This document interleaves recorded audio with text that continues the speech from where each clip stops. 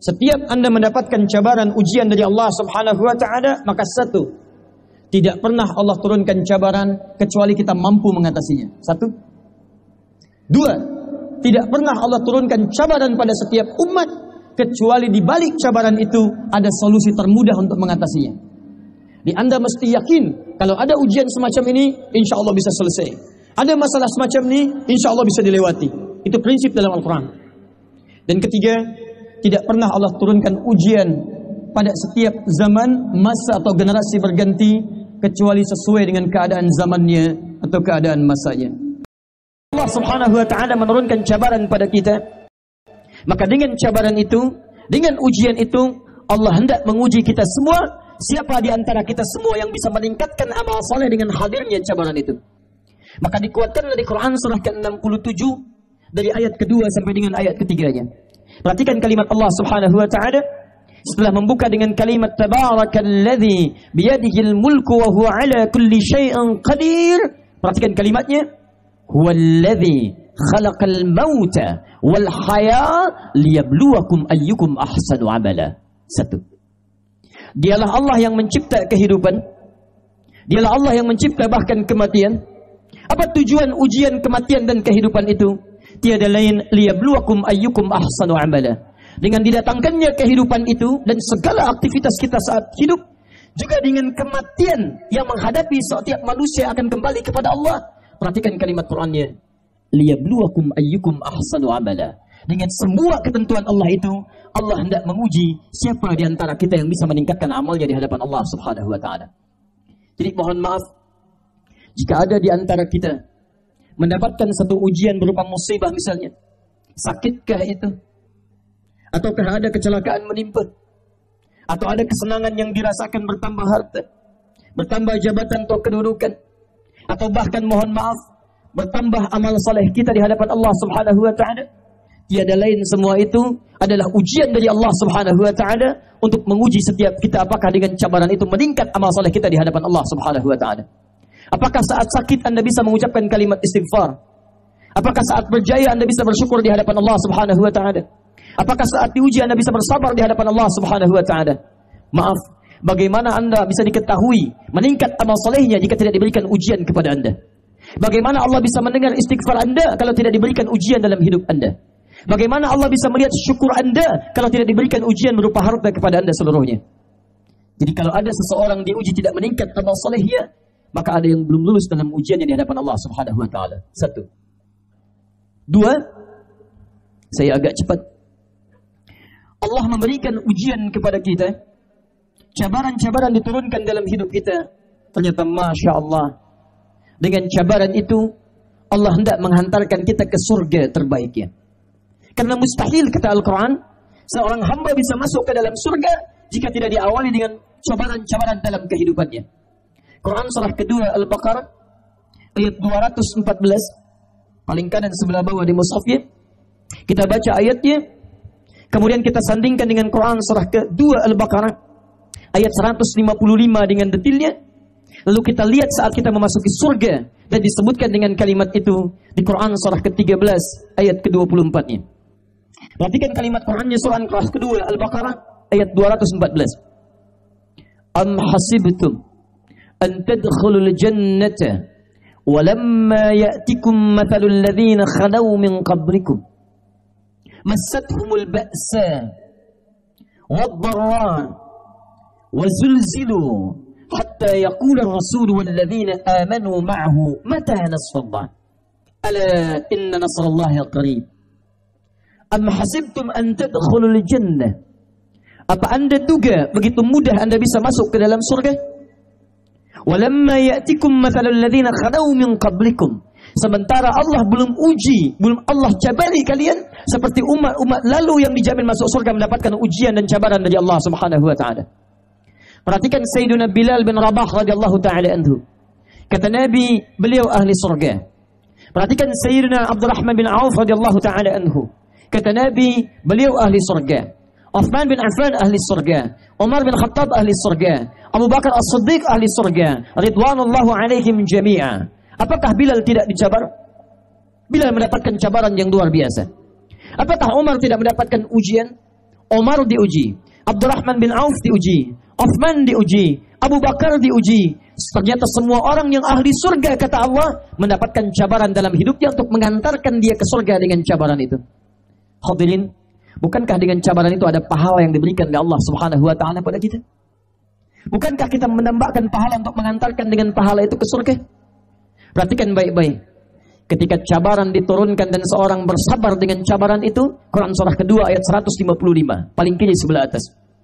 وَلَنَبْلُوَنَّكُمْ بِالشَّيْءِ مِنَ الْخَوْفِ وَالْجُوعِ وَنَقْصٍ مِنَ الْأَمْوَالِ وَالْأَنْفُسِ وَالثَّمَرَاتِ وَبَشِّرِ الصَّابِرِينَ. Setiap yang hidup akan kami berikan ujian, cabaran dalam hidupnya, berupa kekhawatiran, kelaparan, berkurangnya harta, ada yang sakit sampai dengan yang wafat. Bahkan ada yang hasil kerja kerasnya dirampas oleh orang lain. Apa tujuan dari semua itu? Wabashiris sabirin. Kami turunkan berbagai cabaran itu untuk menguji siapa yang mendapatkan kabar gembira saat ia bersabar dengan cabaran itu. Apa tujuan Allah mendapatkan sabar dari hamba yang dicabar itu? Perhatikan Quran surah ke-13 ayat ke-24.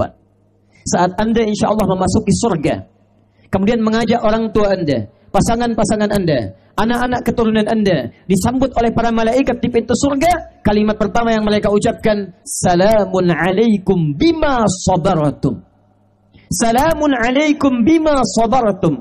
Selamat Pak C, selamat Mak C, selamat Tuan dan Puan, selamat untuk keluarga besar, silakan masuk surga karena Anda telah bersabar ketika diberikan cabaran saat di dunia.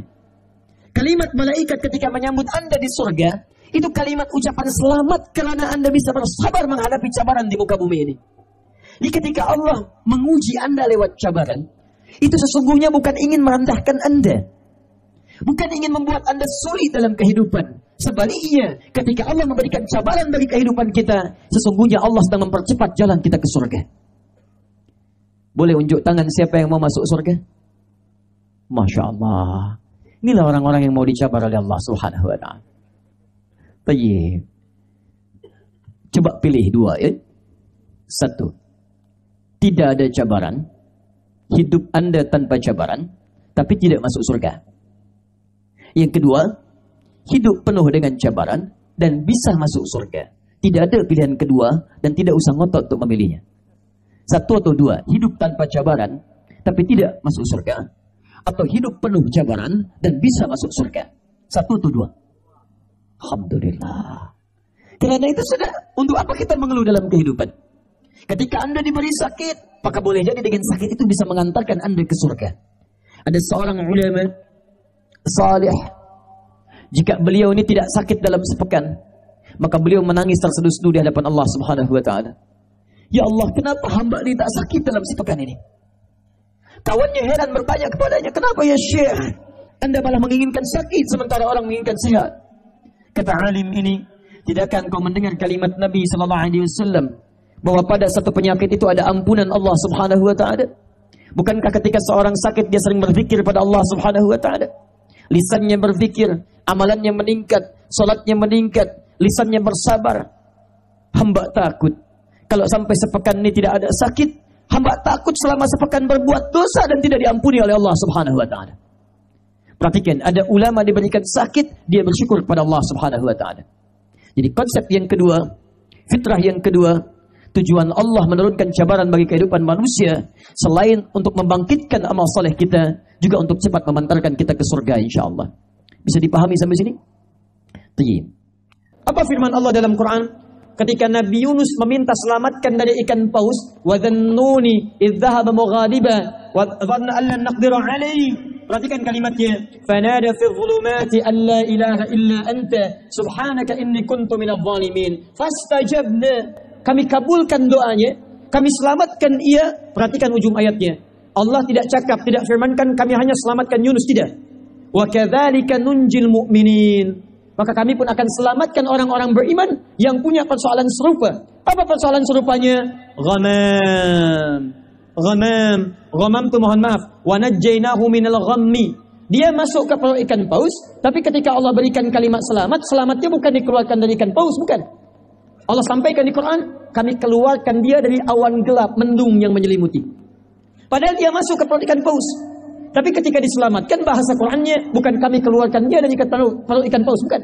Bahasa Qur'annya kami keluarkan dia dari awan gelap yang menyelimuti. Saya nak tanya pada tuan dan puan di sini, kalau masuk perut ikan paus itu gelap tak?